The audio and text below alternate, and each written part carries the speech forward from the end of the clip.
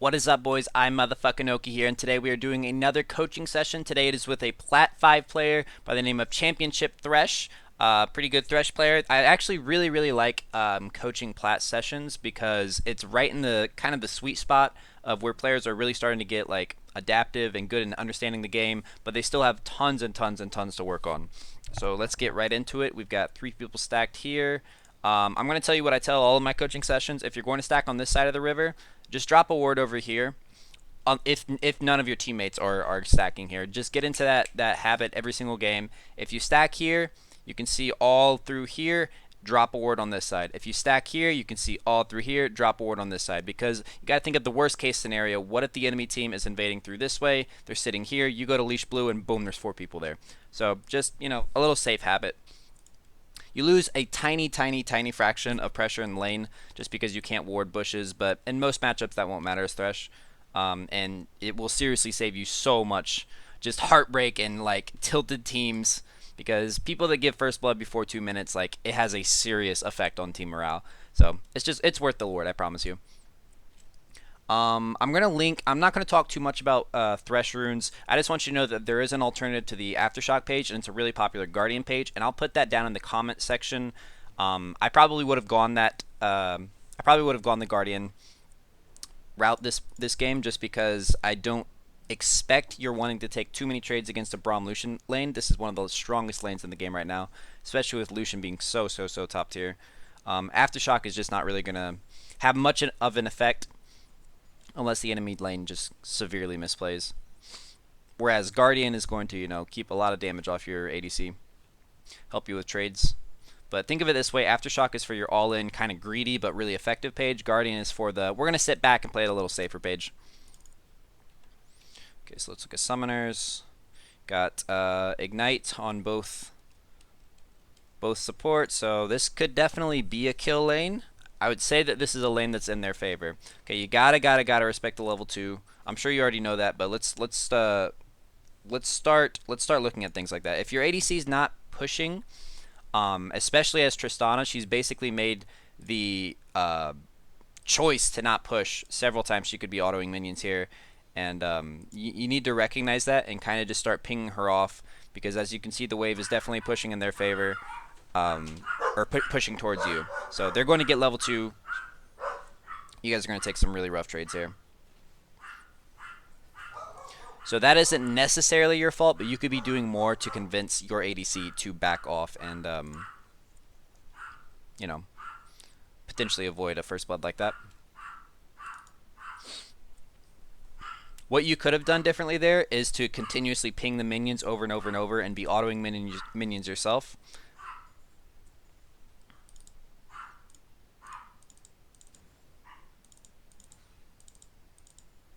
Okay, so we're just soaking now. We're soaking. Grab those last hits.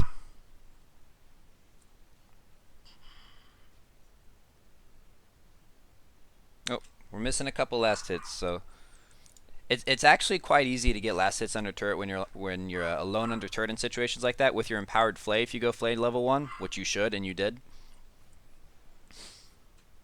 Just let that bar go up till you get the red empowered auto and just whack them.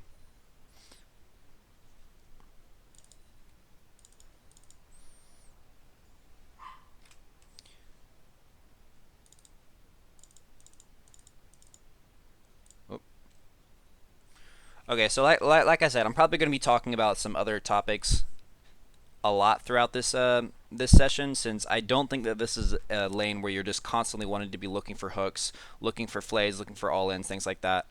This is definitely a lane where you're just not wanting to do much of anything, because Braum just turns trades like that, turns trades and all-ins like that into his favor. That went relatively well, considering Evelynn is very close. Or was close. Alright, so your top laner got soloed. Oh, your top laner got a solo, excuse me. Very nice.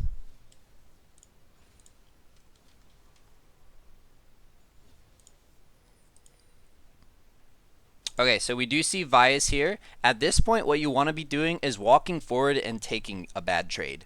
So essentially, historically, they've seen that you guys are known to overextend. Maybe they got you, they caught you out at level 1. They're probably thinking they have the upper hand here. They're not thinking that this is a bait. They're thinking that you guys are overextending and or overstaying or taking a bad trade. So honestly, just walk forward. Walk forward, especially with Lucian being this far out. So right around here is when your jungler is ganking. Right around here is when your jungler says she's on the way. So right about now is when you want to walk forward and kind of lull them into a false sense of security by taking a bad trade. Right around now. I mean, they're giving you so much room to play with. Braum at this point has realized. Lucian has not. He's basically giving you free plays here. But yeah, somewhere around like 4 seconds before is when you should have literally just walked into them. At least get your flay off, because now you're at the risk of missing your flay, because he does still have his dash up.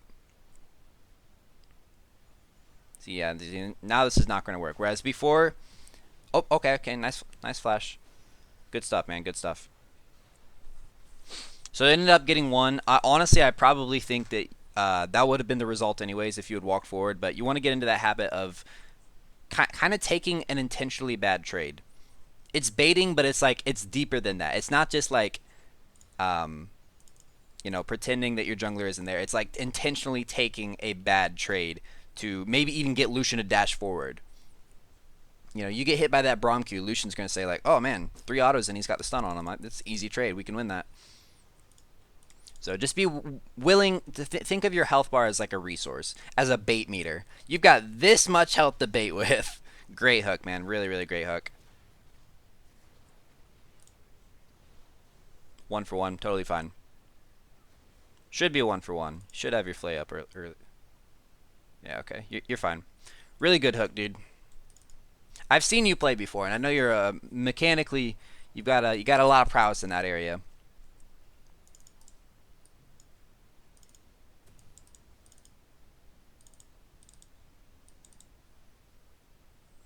Okay, let's see what we're building. Upgrade, very nice.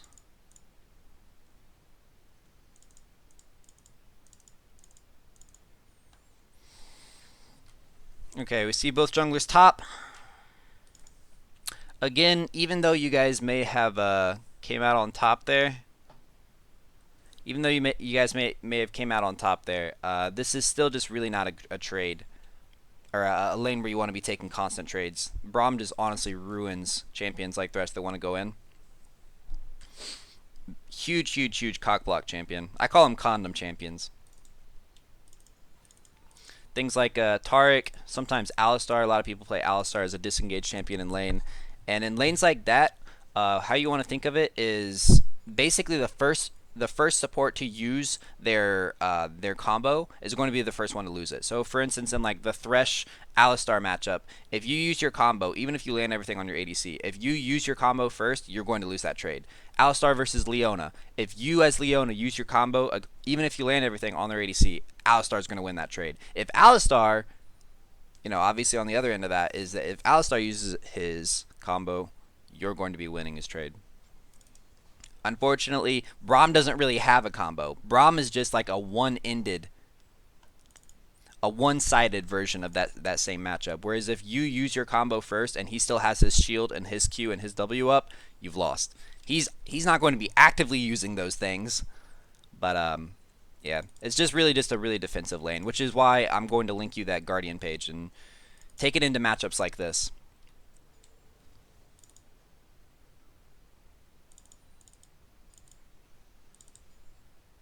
Okay, not much to do. Shoved under turret. Vice top side.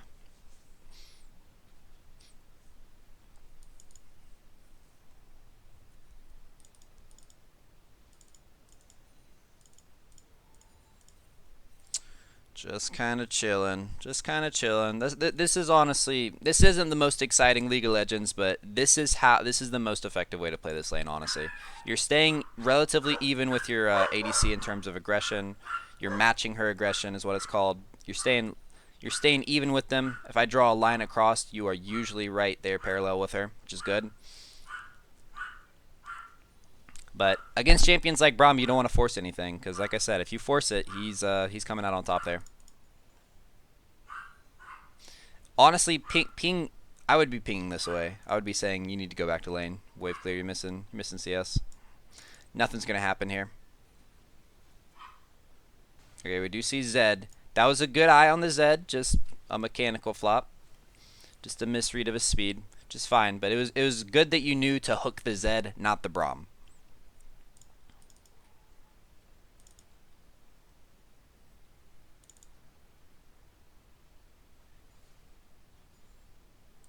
It's a really strange spectator thing with Evelynn.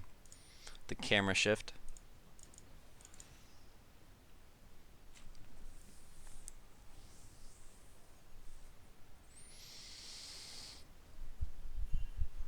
Now again, I know it's really tempting to walk up and trade, but in lanes like this, at least until you need to be waiting until at least Tristana gets her Stormrazor, and since she went tier 2 boots, that power spike is not coming for quite a while. So it's really just a matter of you playing super defensively, you exhibiting patience. Like I said, not the most exciting League of Legends, but this is how you actually play this lane. Until you get a gank like Vi, an actual good gank, not the Lux sitting in a bush gank.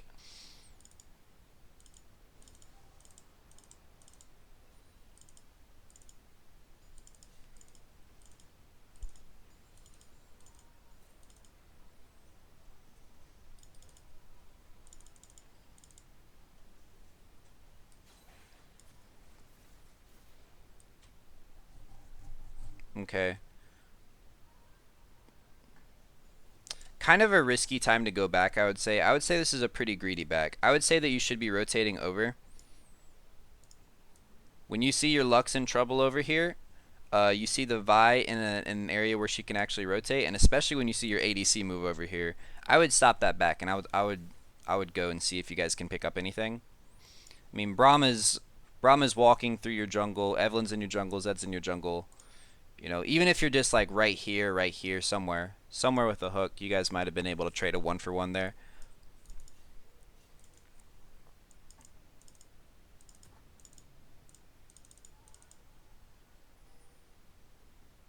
I would say that's the first real decision-making mistake you've made, is that I probably would have committed to what the team committed to there.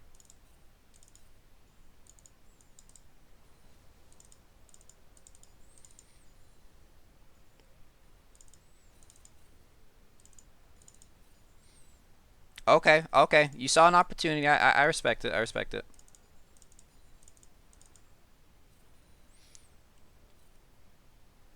Wow, Braum got a little loose with the peeling there, man.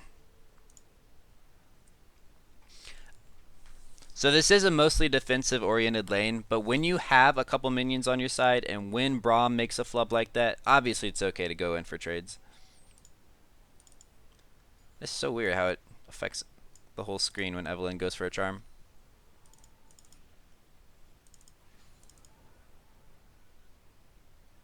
Okay, okay, so now we're throwing the hook, right? He's got no dash. Braum has once again wandered off to La La Land. There you go. Huge, huge, huge. There you go, buddy. Really good stuff. That's all you're gonna get, though. That's all you're gonna get. So I hope your next movement is walking backwards. Backwards, man. This is too risky. She's already got a Braum Q proc on her. You're going into this trade with Lucian having more health. The initial pick was good. This is pure greed and will not end well.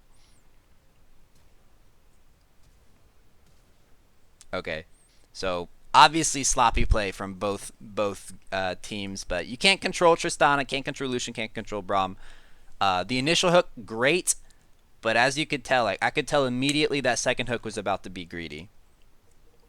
So I just sort of learn your limitations, have a little bit more of an eye on Tristana's limits. Wowzers.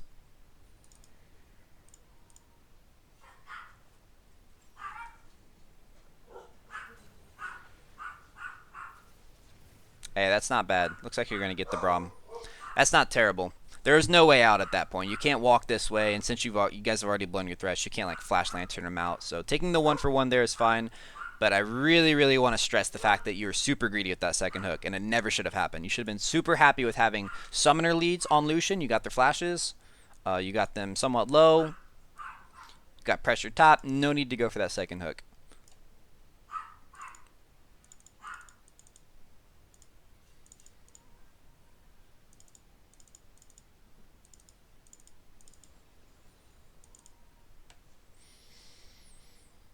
Okay, at this point, I would let Tristana solo push because she does she can't outduel Lucian, but there's there's certain intricacies of their matchup where if he dashes forward, he's all inning her, and he does have his Borg, so he can sap some of her movement speed. But if he dashes forward, she can at least jump out, if not ult out, like ult him and jump away. So she's fine to solo push here. Is the whole point of that spiel. And you should be matching Brahm's roam to roam around the map at this point, because the level of assistance you're providing her in pushing this is far, far, far lower than the level of effectiveness of a Thresh roaming with Mobies.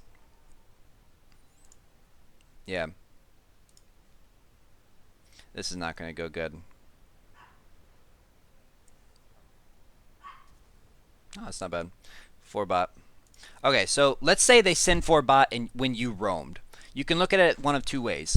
Like, your ADC is going to be mad because she's like, oh, I got 4 mana, my Thresh wasn't here to protect me. But the reality of the situation is that if you were here, you guys could be pushing mid together, and she's going to die anyways. So, 1, it's preventing 1 death because you wouldn't be dying with her. And 2, you'd be getting more effective push elsewhere.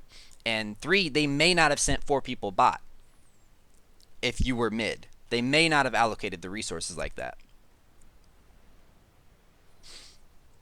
So coming bot with her here is actually a decision making flaw.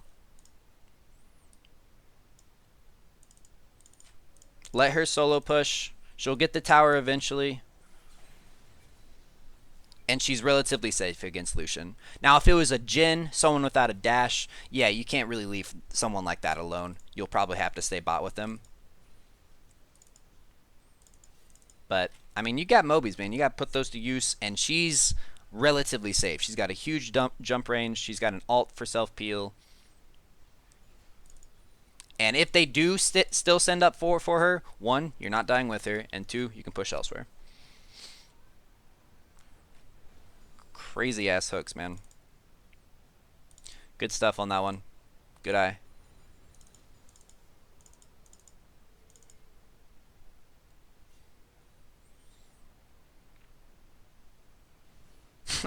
It's the classic ADC. The puts herself back into danger to grab the lantern. I love it.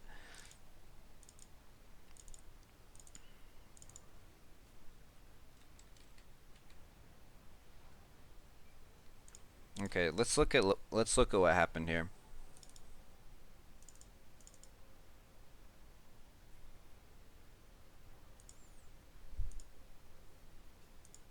So you're getting vision out.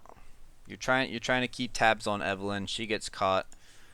I would probably say that's not necessarily your fault. I don't think I would have done anything differently there. It sucks for her, and I'm sure she's frustrated, but you were gone for what, 4 seconds, and you're actually doing something. Now, if you're over here floundering, not really knowing what you're doing, but you had a very clear, you're very goal oriented over there. You're going for vision. That was a great hook too.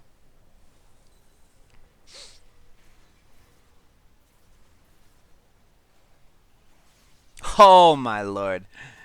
All right, there we go. Ended up being good for you guys.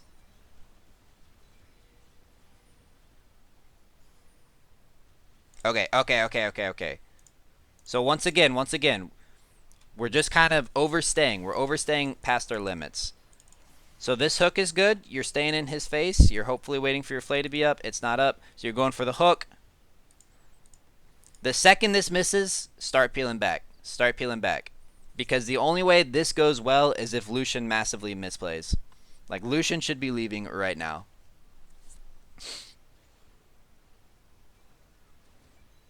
Okay, so just kind of a second instance of you overstaying. Like I said, it still might turn out fine, but it's Lucian misplaying. If you pull that greed shit in the higher elo, you're gonna get punished hard. Because if you think about it, that's what they did. Is Thresh made a mistake and they overstayed, trying to outplay their own limits, and it turned out badly for them. Greed gets punished harder and harder and harder. Somewhere around the Plat 2, Plat 1, Diamond 5 range, Greed is like the #1 ender of games. So good recovery, but I still do want to point that out as what I consider to be massive greed. You missed the hook, just back up. Regroup with your team, wait for cooldowns. He'll make another mistake.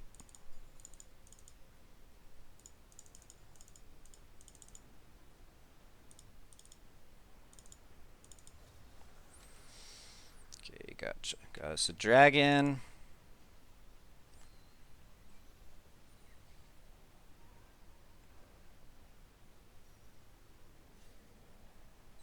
Okay, just trying to disengage.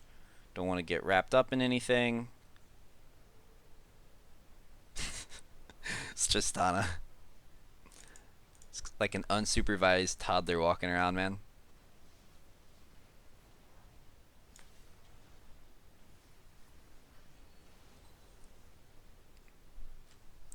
I want to say you probably should have canceled your back. So let me make something clear. I think she should have backed here. I know she's sitting on gold. I know she still is working on her second item, and I know that she can buy at least one component of that. I think the right idea here is to back. She should have taken your lantern, backed in a safe position. But when you see that she's not backing, I think that it's your responsibility to stay with her, especially knowing historically how she's playing and how close to death she really likes getting. Because I think you could have turned something here. I think that if you had committed to what she committed to, regardless of it being the correct decision, you guys could have had a positive outcome there. So there's this thing that I repeat over and over and over again on my stream, kind of like a mantra. And that's 5 people doing the wrong thing is much better than 1 or 2 people doing the right thing. So there's kind of this line that you have to walk in solo queue where even if you know this thing that I'm doing is the correct thing, if people aren't committing to that and they've made it obvious that that's not what the play is and that's not what they're wanting to do, you kind of have to make this decision of, well, I can be stubborn and do the right thing, which is backing, or I can join this guy and do the wrong thing and hopefully turn it into a positive play and hopefully turn it into the quote-unquote right thing. So I think that's 2 or 3 times now where you're just not committing to what your team's committing with. And again, backing there was the right call, but she's not backing, so you need to stay with her.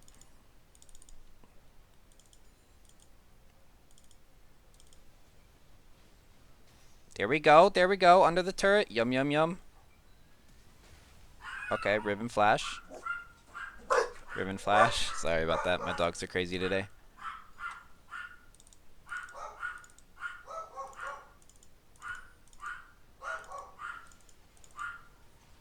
Okay, okay.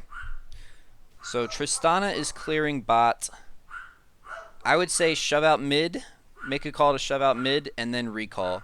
Lux is low on health. You guys don't want to start an objective like the Baron, especially without your ADC. But just take this wave and then start pinging your team to back. Maybe even type out in chat reset. Yeah, this is not something that you guys want to be fighting. And remember that relationship you have with Braum, where if you use your combo first, he's got an advantage. So throwing out raw hooks like that, where you don't really have anyone that's ready to follow up, all that does is put you in a position where if you miss, he can throw a Q on you. Slow, Lucian dashes forward, gets the stun on you, and you could be dead. Now, it didn't turn out like that, but I'm telling you, Greed gets so punished so harder as you climb just a little bit higher. And I do definitely think you're a player capable of climbing. I've seen some really good mechanics coming out of you this game. It's just I think you're really struggling with staying on the same page as the rest of your teammates, regardless of if that's a smart or the right page.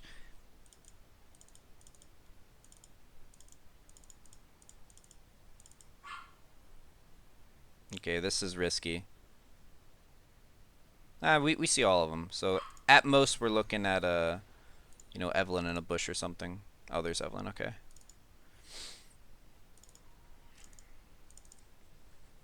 Okay. You traded 1 for 1 there. They're going to be pushing bot out. Lux is pushing mid. Yeah, I'd just be hanging around Lux right now, just kind of acting as a lantern bot.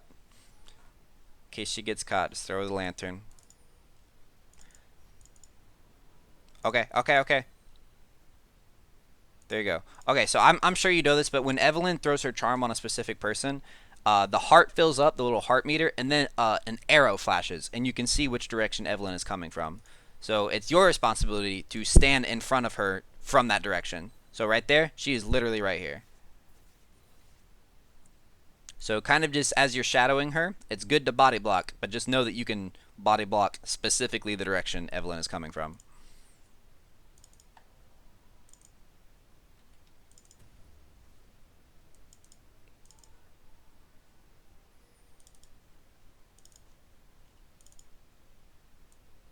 Okay, okay.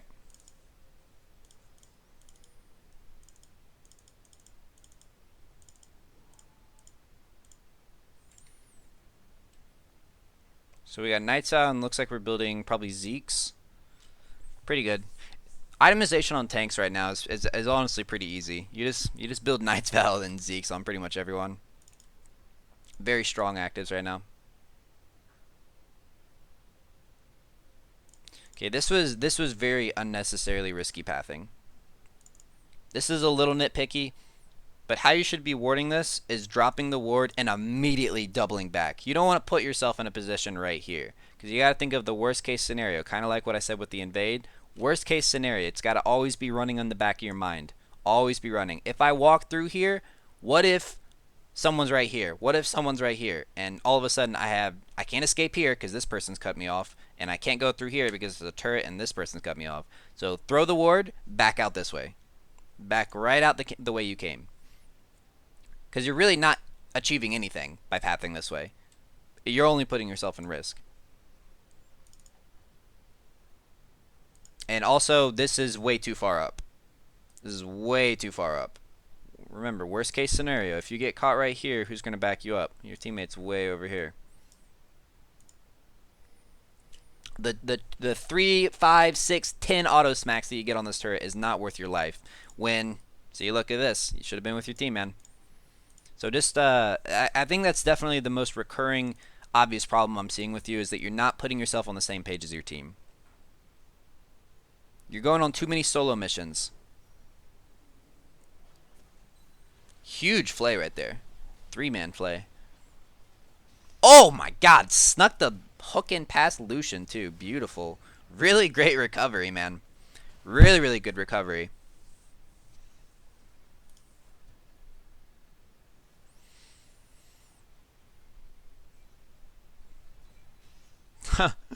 Hook after hook, man.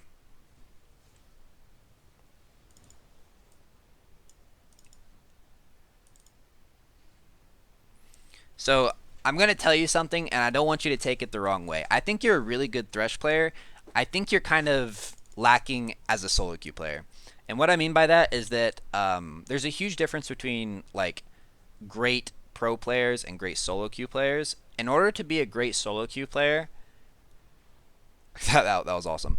In order to be a great solo queue player, you need to understand that you're playing with 4 different strangers every single game. So you need to build a level of consistency within yourself, and you need to build an adaptability within yourself to just put yourself on the same page as your teammates. And it's hard because it changes every single game. You know, you might play with a really aggressive mid laner one game, and then a really, really passive, wave clear only mid laner the next. You may be playing with a super aggressive wants to kill him level 2 ADC one game, and then you might be playing with the hyper scaling late game let's just chill back Tristana the next game. So I definitely think that you're just kind of playing a little too much not greed, but a little too much of like you're hoping the game kind of revolves around your playstyle. Whereas really the great solo queue player, the hypothetical great solo queue player, adapts to the ever evolving solo queue game that he has in front of him. Does that make sense? And if it doesn't, just let me know, and I'll explain it a little more in depth. But a little bit more adaptability and a little more just willingness to be on the same page as strangers. You get new players every game. So,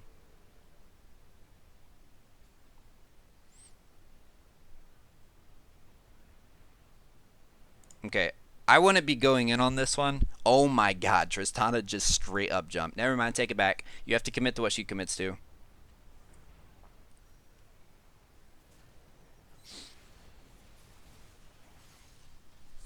This actually isn't going terribly for you, it looks like.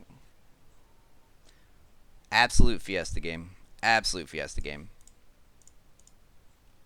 So you were, ironically, correct in going in on that one. I was thinking that fight was going to go a lot worse for you. I wouldn't have gone. I wouldn't have reactivated the second proc of the queue. I would have just, kept Braum locked up a little bit. But seeing that Tristana went in, ironically, you were correct to go in there. Okay, so here's another instance of it. The rest of your team is going after the Zed. Tristana's alone with 2 assassins on the map. 1 assassin now. And you're kind of going after the Lucian. So this is the kind of stuff that I'm talking about. If Lux and Tristana were right here with you, going after this Lucian may be the correct play. Lux and Tristana, however, have something totally different on their mind. And regardless of if it's the correct play or not, this is the game that you're in. So sticking with Tristana and Lux would have been much better there.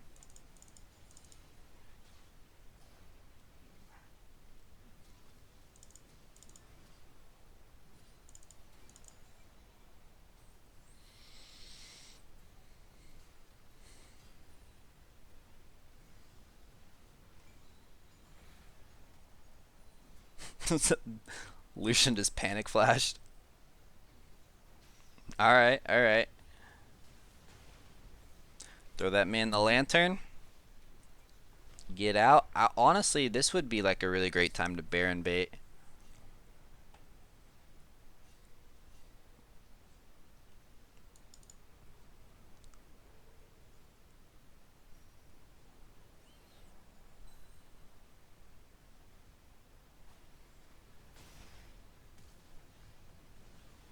Okay, okay, okay.